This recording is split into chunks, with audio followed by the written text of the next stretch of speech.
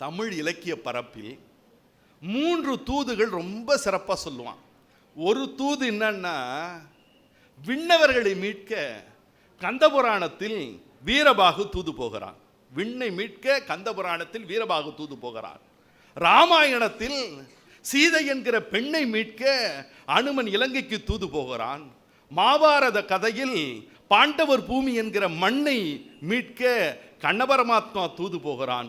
இந்த 3 தூதுகள் சிறப்பாக இருந்தாலும் தம்பி தங்கைகளே, ஆனால் அவன் எதை எடுக்கிறான்னா பாஞ்சாலி சபதத்தை எடுத்து பேசுகிறான்.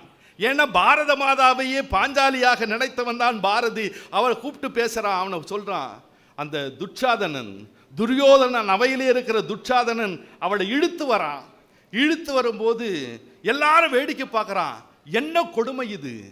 ஒரு பெண்ணுக்கு அநீதி நடக்கிற போது அத்தனை பேரும் துடித்தெழுத வேணும், வேடிக்கை பார்க்கக்கூடாதுன்னு சொன்ன பாரதி சொன்னான், வீரமிழா நாய்கள் விளங்காம் இளவரசன் பொன்னை இழுத்து அந்த புறத்தில் போக்காமல் தன்னை இழுத்து அந்த புறத்தில் போக்காமல் நெட்டை நெடுமரங்கள் என நின்று புலம்பினர் பெட்டை புலம்பல் பிறருக்கு துணையாகுமா என்று கேட்கிறான்.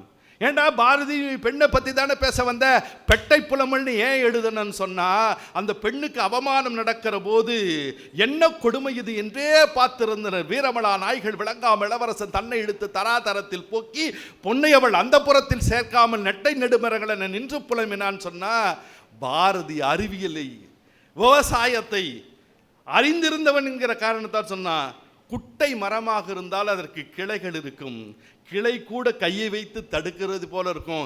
நெட்டை நெடுமரங்களாக இருக்கிற தென்னை மரம் பாக்கு மரம் போன்றவர்களுக்கு கிளை இல்லை, தடுக்காமல் இவர்கள் நெட்டை நெடுமரங்கள் என நின்று புலம்பினார் என்று சொல்லுகிற அழகு இருக்கிறது. அது பாரதியினுடைய அழகாக இருக்கிறது.